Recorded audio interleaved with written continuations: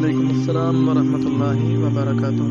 جی محترم پیارے بھائی جان، یہ جو آپ نے خواب میں دیکھا ہے کہ نبی کریم جناب محمد رسول اللہ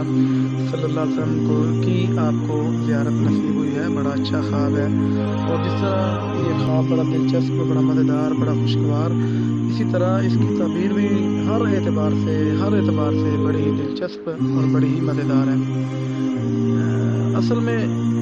یہ جو خواب ہوتا ہے، اس کی پہلی تعبیر تو یہی ہوتی ہے کہ انشاءاللہ اللہ تعالیٰ آپ کو حقیقت میں بھی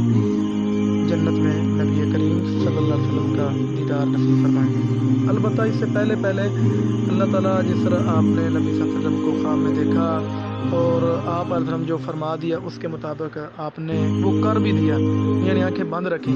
تو اس کا مطلب یہ ہے کہ اللہ تعالیٰ آپ کو سنت کو سیکھنے، یعنی نبی صلی اللہ علیہ وسلم کی تعلیمات کو، آپ کے فرمودات کو، احادیث کو سیکھنے، سننے، سمجھنے، یاد کرنے کی توفیق نصیب فرمائیں گے۔ اور جہاں آپ ان کو سیکھیں سمجھیں گے، اللہ تعالیٰ ایسے ہی آپ کو ان پہ عمل پیرا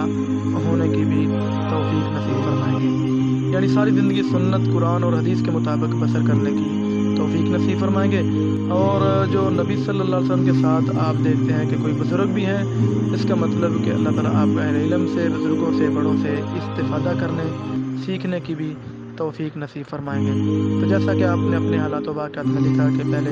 سستی ہو جاتی تھی، اب مستقل مزاجی سے نماز ادا کر رہا ہوں، تو میرے بھائی جہاں مستقل مزاجی سے آپ نماز ادا کرتے ہیں، ہر ممکن دین کو سیکھیں اور